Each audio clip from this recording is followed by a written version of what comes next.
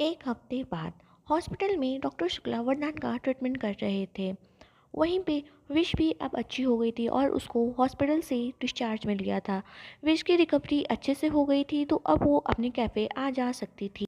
राघव भी एक हफ्ते से अपने बिजनेस के काम से दूसरे कंट्री में गया हुआ था, लेकिन आज वो वापस से लंदन आने वाला है, जिसको सोच सोच के नताशा मन ही मन बहुत खुश हो रही थी, क्योंकि उसको प्रपोज करने के बाद उन दोनों में कोई भी बातचीत मिलना नहीं हुआ था।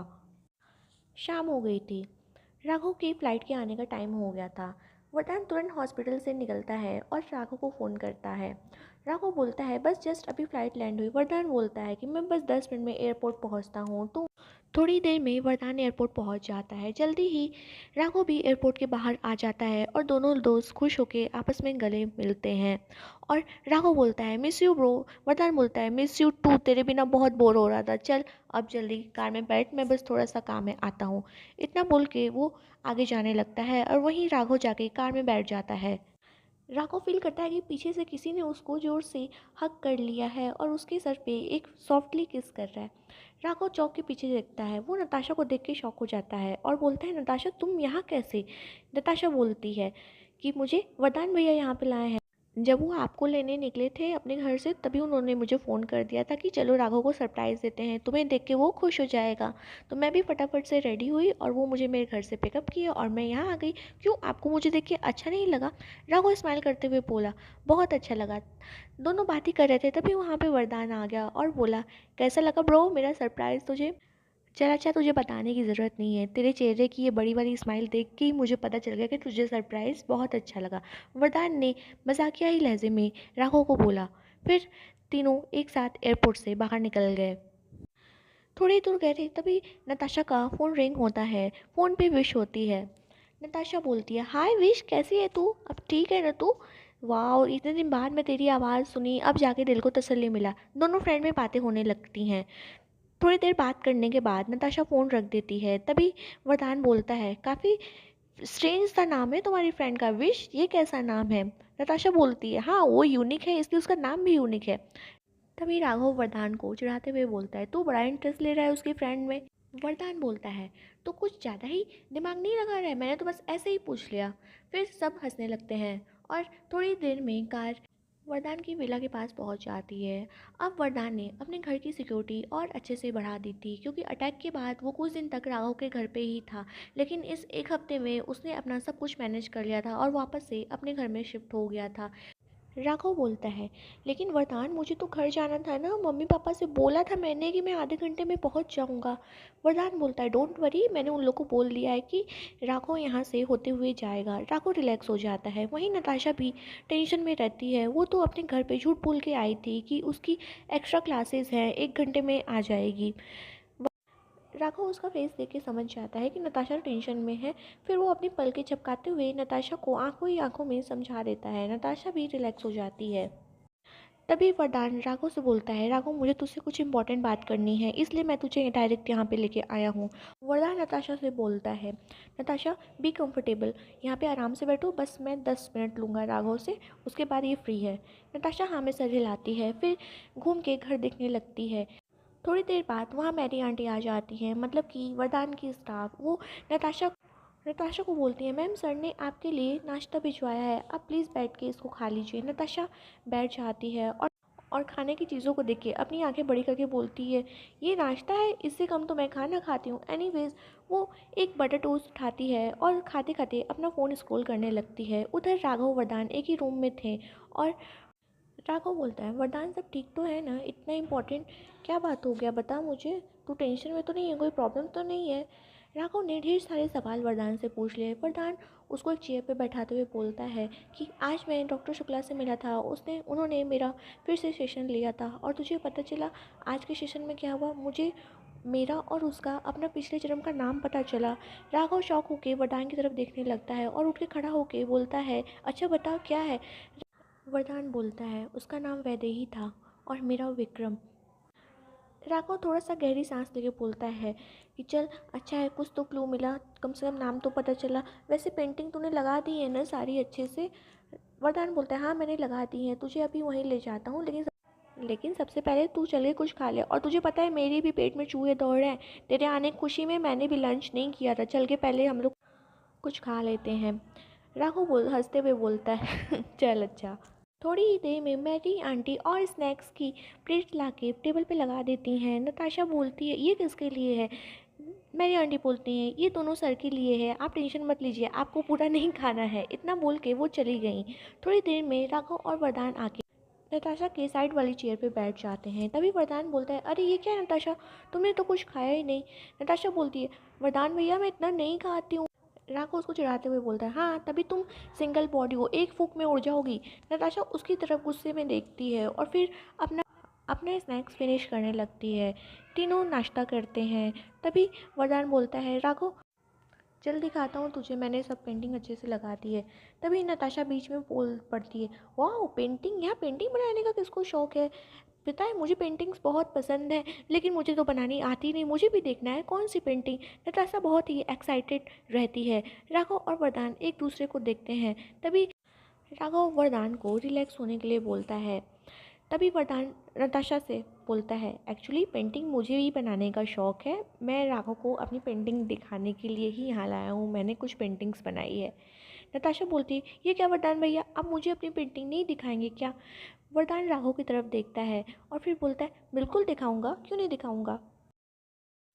वरदान राघव और नताशा को अपने पेंटिंग वाले रूम में ले जाता है। नताशा जैसे ही पेंटिंग वाले रूम में जाती है उसका मुंह खुला का खुला रह जाता है। नताशा का फेस काफ़ी घबराया हुआ लगता है। वहीं जो राघव था वो नताशा को बोलता है नताशा आयु ओके, क्या हुआ तुम्हें? नताशा बोलती है। नताशा घबराए हुए एक पेंटिंग के करीब जाती है और बोलती है ये ये पिक्चर्स तो विश की है। आप लोग विश को कैसे जानते हैं? नताशा बिल्कुल डर जाती है। वहीं वरदान नताशा के मुंह से ये सुनते ही कि वो उस लड़की को जानती है एकदम शॉक होके एक तरफ खड़ा हो जाता है। राघव भी बहुत हैरान रहता है। वो नताशा को संभालते हुए बोलता है नताशा रिलैक्स, मैं तुम्हें सब बताता हूँ। तभी नताशा बोलती है आप लोग विश को बचपन से जानते हैं, यहाँ पे उसके बचपन से लेके अभी तक की फ़ोटोज़ लगी हुई है। नताशा बहुत ज़्यादा घबराई हुई रहती है, लेकिन राघव उसको रिलैक्स करने में लगा हुआ था। थोड़ी देर बाद नताशा एक गहरी सांस लेती है। उसको एक चेयर पे राघव बैठाता है और उसके हाथ में पानी का ग्लास पकड़ाता है। नताशा का हाथ अब भी कांप रहा था। राघव उसको रिलैक्स करते हुए बोलता है नताशा रिलैक्स रिलैक्स, मैं तुम्हें सब बताता हूँ, इनफैक्ट वरदान भी तुम्हें सब बताएगा। आई होप कि तुम समझ पाओगी, तुम विश्वास कर पाओगी। नताशा कांपते हुए हाथों से पानी पी लेती है और बोलती है प्लीज़ बताइए मुझे क्या बात है, और आप लोग विश को कैसे जानते हैं, वो भी बचपन से।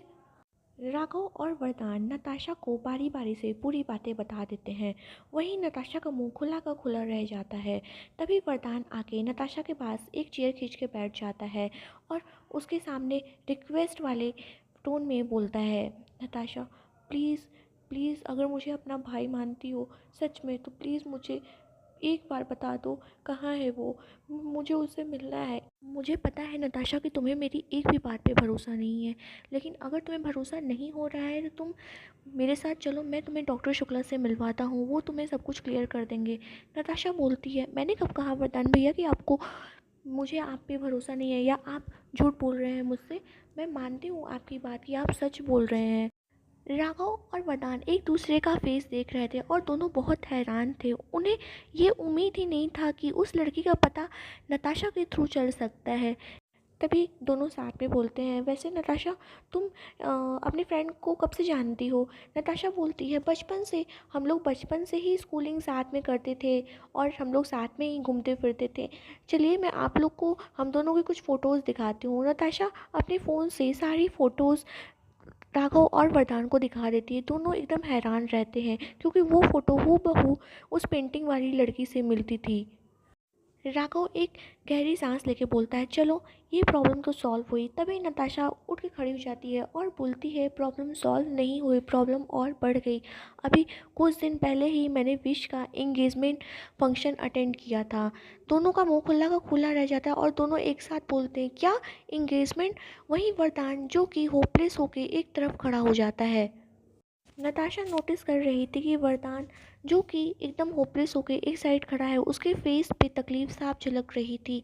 तभी नताशा दोनों लोग से विश और राज की रिश्ते के बारे में बताती है और ये भी बोलती है कि दोनों एक दूसरे से प्यार करते हैं, लेकिन मुझे हमेशा से ही राज पे शक होता था। मुझे पता है कि वो विश से प्यार नहीं करता है, पता नहीं क्यों वो उससे शादी करना चाहता है। और राघव, आपको पता है विश का बीच में एक्सीडेंट हो गया था। उस दिन मैं आपको रात को हॉस्पिटल के बाहर इसीलिए खड़ी हुई मिली थी क्योंकि मैं विश को देख के हॉस्पिटल से निकल रही थी। वरदान एकदम टेंशन में आ जाता है। वो बोलता है, क्या हॉस्पिटल, कैसे एक्सीडेंट हुआ?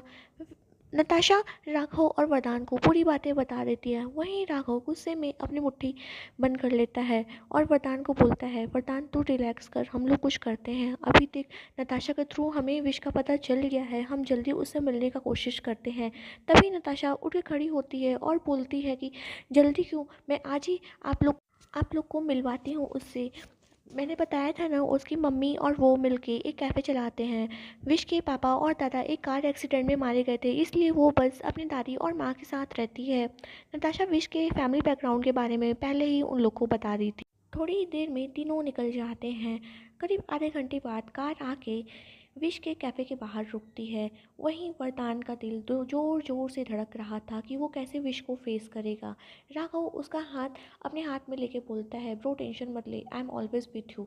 नताशा भी बोलती है, कुछ नहीं होगा, बस आप लोग एकदम नॉर्मल प्रिटेंड करिएगा कि आप लोग को कुछ भी पता नहीं और आप लोग एक एज अ कस्टमर के जैसा ही उस कैफ़े में चलिए। दोनों हाँ में सर हिलाते हैं। नताशा उन लोग को लेके कैफ़े के अंदर जाती है।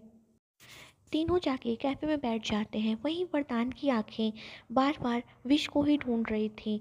उसको बस ये था कि कहीं से वो दिख जाए। तभी नताशा बोलती है, टेंशन मत लो आप लोग, मैं बुला के लाती हूँ उसे, वो अंदर किचन में होगी। नताशा उठ के जाती है और तभी वो विश को देखती है। नताशा डायरेक्ट जाके पीछे से विश की आंखें बंद कर लेती है और बोलती है, गेस करो कौन? विश कहती है, तुझे मैं कैसे नहीं पहचान सकती, नताशा। नताशा सामने आ जाती है और दोनों फ्रेंड्स आपस में गले मिलती हैं। नताशा बोलती है, विश तू सोच भी नहीं सकती, तुझे देख के मैं कितना खुश हूँ। तू जब हॉस्पिटल में थी तो मैं कितनी घबरा गई थी, अभी देख तू कितनी अच्छी हो गई है, थैंक गॉड, मुझे बहुत खुशी हुई तुझे ऐसे देख के। दोनों फ्रेंड बातें करने लगती हैं। फिर नताशा बोलती है, अच्छा तू बाहर चल, मेरे दो फ्रेंड्स आए हैं कॉलेज के, तुझसे मिलना चाहते हैं, तेरा कैफ़े का बहुत ही तारीफ़ सुने हुए हैं, तो उन्होंने आज यहाँ से कॉफ़ी पीना डिसाइड किया है। विश बोलती है, हाँ बिल्कुल, चल मैं आती हूँ ऑर्डर लेने के लिए। नताशा बोलती है, नहीं मैं तेरे साथ ही चलूँगी। दोनों फ्रेंड वहाँ से निकल के उन लोग के टेबल के पास आ जाती हैं। वहीं वरदान, जिसकी दिल की धड़कनें ज़ोर ज़ोर से तेज़ रफ्तार से भाग रही थी, वो तो आँख उठा के विश की तरफ देख भी नहीं पा रहा था। वहीं राघव विश को देख के उसका मुंह खुला का खुला ही रह जाता है। नताशा इंट्रोड्यूस करवाती है विश से, विश ये है वरदान और ये है राघव। विश दोनों को हेलो बोलती है। वहीं वरदान, जो कि धीरे धीरे अपनी नज़रें उठा के विश की तरफ देखता है, तो देखता ही रह जाता है। हूबहू वही चेहरा, वही रंग, वही आंखें। राघव भी बिल्कुल हैरान था, आखिर इतना सिमिलर कैसे हो सकता है। तभी नताशा बोलती है, विश अब मेरे फ्रेंड लोग को कॉफ़ी भी पिलाएगी अपने कैफ़े की, या हम सब बातें ही करते रहें? विश बोलती है, ओ सॉरी नताशा, मैं बस अभी लाई। आप विश वहाँ से उठ के चली जाती है। वहीं नताशा बैठ के दोनों लोग को घूरते हुए देखती है और बोलती है, गाइस क्या कर रहे हो तुम लोग? उसको शक हो जाएगा, लड़की नहीं दिखी क्या पहले, ऐसा घूर घूर के देख रहे हो? और वरदान भैया, आप तो कुछ बोल ही नहीं रहे थे, उसको अजीब लग रहा था कि सिर्फ हम तीनों ही बात कर रहे हैं, आप कुछ बात ही नहीं कर रहे हैं। तभी वरदान उठ के खड़ा हो जाता है और बोलता है, मैं थोड़ी देर में आया। वो वहाँ से सीधे वॉशरूम की तरफ जाने लगता है। वॉशरूम जाना तो एक बहाना था, वो तो विश को फिर से एक बार और देखना चाहता था। जैसे ही वो किचन के पास से होकर गुजरता है, उसकी नज़र विश पे पड़ती है, जो कि कॉफ़ी बना रही रहती है। वो कंटिन्यू विश को ही घूरे जा रहा था। तभी विश की भी नज़र वरदान से मिलती है। दोनों एक दूसरे को देखते हैं, लेकिन तभी विश अपनी नज़र नीचे करके ट्रे उठाती है और उनके टेबल की तरफ बढ़ जाती है। वहीं वरदान तुरंत वॉशरूम की तरफ बढ़ जाता है। विश आके टेबल पे बैठ जाती है और सबको कॉफ़ी मग दे देती है। वरदान भी आके ज्वाइन करता है थोड़ी देर में सबको। कॉफ़ी पीने के बाद लोग बैठे ही रहते हैं। शाम का वक्त था, कस्टमर आना जल्दी ही स्टार्ट हो गए थे। विश अब थोड़ा बिजी रहने लगी थी। तभी वो नताशा से बोलती है, नताशा सॉरी आज थोड़ा बिजी हूँ, माँ भी नहीं है कैफ़े में, क्योंकि माँ को दादी को लेकर हॉस्पिटल जाना था उनका रेगुलर चेकअप के लिए। नताशा बोलती है it's okay wish, I understand. अच्छा अब हम लोग भी निकलते हैं, काफ़ी लेट हो गया है, मैं तुझसे कल मिलती हूँ। विश सबको सी ऑफ करने बाहर आती है और सबको बाय बोलती है। वहीं वरदान जो कि फिर से विश को उसी नज़रों से देखता है। विश को थोड़ा सा अजीब लगता है लेकिन वो कुछ भी नहीं बोलती। विश राघव और वरदान को as a customer he treat कर रही थी, तो फॉर्मेलिटी के लिए उसने उन दोनों को एक फेक स्माइल दी। राघव ने तो स्माइल से जवाब दिया, लेकिन वरदान उसको बिना स्माइल किए ही गाड़ी में बैठ गया और तीनों वहाँ से ही निकल गए। विश को थोड़ा अजीब लगता है लेकिन वो इग्नोर करके वापस कैफ़े में आ जाती है और अपने काम में बिजी हो जाती है। वहीं दूसरी तरफ तीनों कार में एक साथ बैठे थे लेकिन कोई किसी से बात नहीं कर रहा था। तभी वरदान बोलता है राघव तू मुझे ऑफिस छोड़ दे और नताशा को ले जाके उसके घर छोड़ दे। राघव हाँ में सर हिलाता है। थोड़ी देर में वरदान ऑफिस के पास उतर जाता है और सीधे अपने ऑफिस में चला जाता है। अब राघव और नताशा दोनों कार में अकेले रहते हैं। राघव नताशा से बोलता है Natasha thank you so much. मैं तुम्हें कैसे तुम्हारा शुक्रिया करूं, मुझे कुछ समझ में नहीं आ रहा है। तुमने कितना बड़ा काम आज किया है। नताशा बोलती है आप गलत समझ रहे हैं राघव, ये तो बस एक किस्मत का खेल है, मेरा इसमें कोई रोल नहीं है। और फॉर्चुनेटली विश मेरी बेस्ट फ्रेंड निकली जिस वजह से वरदान और विश एक दूसरे से मिल पाए। लेकिन अभी ये बात है कि उन दोनों को मिलाया कैसे जाए और राज राज कैसे बीच से हटेगा। दूसरी तरफ राज जो कि अपने कॉरिडोर वाले रूम में बैठा था, वो अपने प्लान के बारे में सोच रहा था। तभी वो ज़ोर ज़ोर से हंसता है और बोलता है तुम्हारी कहानी बहुत जल्दी ख़त्म होने वाली है विश, और वो तुम्हें कभी नहीं ढूंढ पाएगा। तुम मरोगी तभी तो मैं इस तकलीफ़ से बाहर निकलूँगा। रात का वक्त विश और नताशा एक दूसरे से फ़ोन पे बात कर रहे थे। तभी नताशा पूछती है अच्छा विश तुम्हें मेरे फ्रेंड्स कैसे लगे। विश बोलती है राघव से मिलके तो अच्छा लगा, लेकिन एक और जो उसके साथ था उसको देख के बहुत अजीब लग रहा था। वो बहुत अजीब नज़रों से मुझे देख रहा था, वो मुझे बिल्कुल पसंद नहीं आ रहा था। नताशा कौन था वो, और तू ऐसे लोग से कैसे दोस्ती कर सकती है। नताशा ज़ोर ज़ोर से हंसने लगती है। विश बोलती है अब इसमें हंसने की क्या बात है, मैं तो सच बोल रही हूँ। नताशा बोलती है विश तब जब तुझे उनके बारे में पता चलेगा ना तो तेरा दिमाग तैरेगा, समझी। विश कुछ समझ नहीं पाती। फिर वो नताशा से बोलती है अच्छा नताशा चल अब सोते हैं, मुझे कल कॉलेज के लिए निकलना है और तुझे भी तो जाना होगा ना अपने कॉलेज, तेरे फाइनल ईयर के एग्ज़ाम्स चल रहे हैं, बाकी बातें हम मिल करेंगे। नताशा भी उसको बाय बोल के फ़ोन कट कर देती है और एक गहरी सोच में डूब जाती है।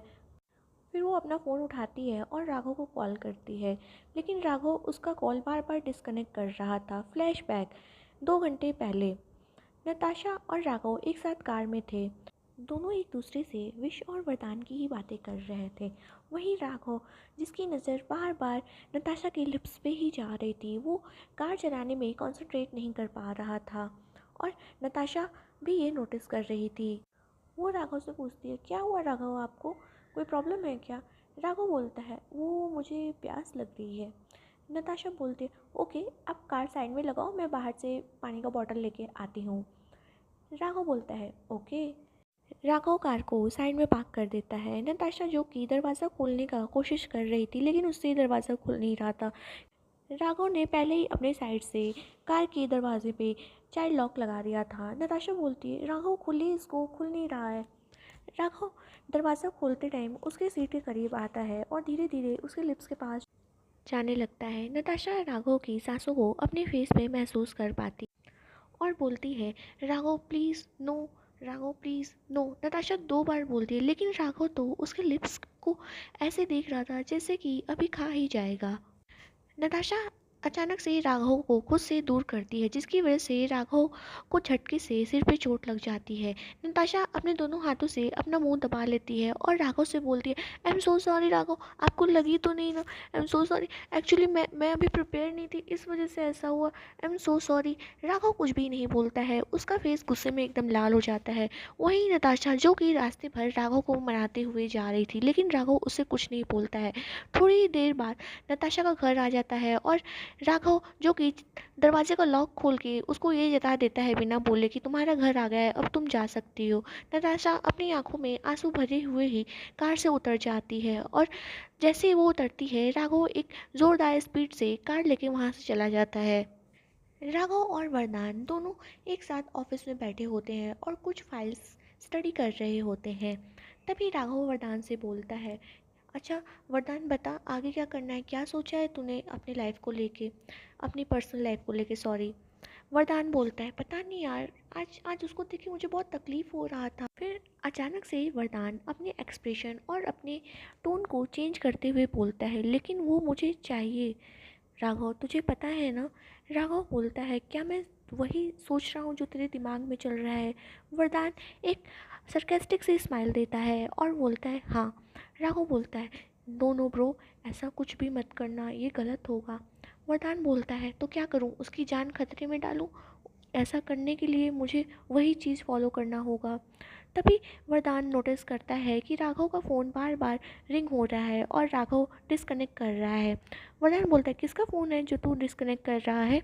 राघव बोलता है नताशा का। वरदान बोलता है तो उठा लेना, इसमें सोचने वाली क्या बात है, डिस्कनेक्ट क्यों कर रहा है। राघव बोलता है नहीं अभी नहीं। वरदान अचानक से पूछता है क्या हुआ है तुम दोनों के बीच, तेरा फेस बता रहा है कि तुम दोनों के बीच कुछ हुआ है। राघव बोलता है नहीं ब्रो ऐसा कोई बात नहीं है, बस अभी मेरा तेरे साथ रहने का मन कर रहा है इसलिए फ़ोन नहीं उठा रहा हूँ, घर जाके आराम से बात कर लूँगा। राघव बोलता है अच्छा घर चल डिनर करके फिर तू चाहे तो अपने घर निकल जाना नहीं तो वहीं पे रुक जाना। वरदान बोलता है नहीं ब्रो मैं बहुत थक गया हूँ, मैं डायरेक्ट यहाँ से अपने घर जाऊँगा। राघव बोलता है ओके जैसी तेरी मर्ज़ी, चल साथ में चलते हैं। दोनों एक साथ ऑफिस से निकल जाते हैं। राघव वरदान को उसके घर पे ड्रॉप करके अपने घर चला जाता है। जैसे ही वो अपने घर के गेट के पास पहुंचता है अपना फ़ोन निकाल के स्विच ऑफ कर देता है। वहीं नताशा बेचारी जो कि कंटिन्यू राघव को कॉल किए जा रही थी। वरदान अपने घर पे जाता है, मेरी आंटी उससे पूछती हैं सर खाना लगा दूँ। वरदान मना कर देता है और डायरेक्ट अपने पेंटिंग रूम में चला जाता है। वहाँ से वो विश की एक पेंटिंग उठाता है और सीधे अपने बेडरूम में चला जाता है। वो वो उस पेंटिंग को अपने बेड साइड की खाली वाली जगह पे रखता है और खुद एक साइड पे सो जाता है और पेंटिंग से बातें करने लगता है। कब बातें करते करते उसकी आंखें लग जाती हैं खुद ही पता नहीं चलती। इधर राघव जो कि अपना फ़ोन स्विच ऑफ किया हुआ था गुस्से में, नींद तो राघव को भी नहीं आ रही थी। 1 घंटे बाद जब राघव को लगा कि अब नताशा सो गई रहेगी वो अपना फ़ोन ऑन कर देता है, लेकिन ये क्या, फ़ोन ऑन करते ही 2 मिनट बाद नताशा फिर से कॉल करने लगती है। राघव जो कि अब नताशा को और परेशान नहीं करना चाहता था वो तुरंत कॉल पिकअप करके थोड़ा सा रूड बन के बोलता है क्या हुआ, क्यों बार बार कॉल कर रही हो मुझे।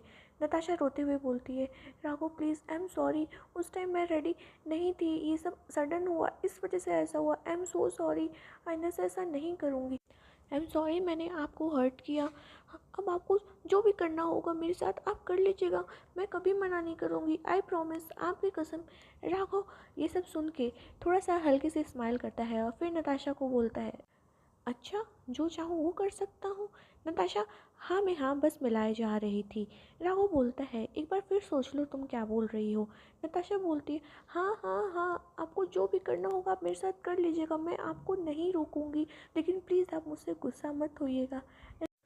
वो मेरा फर्स्ट टाइम था ना इसलिए मैं डर गई थी, I am so sorry. Raghav बोलता है इट्स ओके मुझे समझ जाना चाहिए था, आई एम सॉरी मैं तुम्हें तुम्हारी परमिशन के बिना ही किस करने वाला था, आई अंडरस्टैंड, डोंट वरी मैं अब तुमसे गुस्सा नहीं हूँ, अब सो जाओ। ये सुन के जैसे नताशा को जान में जान आती है वो राघव को बोलती है अच्छा ठीक है अब मैं सोती हूँ, थैंक गॉड कि अब आप मुझसे गुस्सा नहीं तो रात में मुझे नींद भी नहीं आता। अच्छा ठीक है लव यू। राघव बोलता है love you too my doll. Raghav के मुँह से डॉल सुन के नताशा बहुत खुश हो जाती है और खुशी खुशी फ़ोन रख के सो जाती है। पूरे दिन काम की वजह से राघव को भी अब थकान महसूस होता है, वो भी कब अपने बेड पे जाके सो जाता है उसको पता नहीं चलता है। तो फ्रेंड कैसी लग रही है आपको ये कहानी, प्लीज़ कमेंट्स में ज़रूर बताएं। अगर मेरी स्टोरी आपको पसंद आ रही है तो लाइक करें और प्लीज़ मेरे चैनल को सब्सक्राइब कर दें और अपना बहुत सारा ख्याल रखें। तब तक के लिए बाय और टेक केयर, मैं अगला पार्ट जल्दी अपलोड कर दूँगी।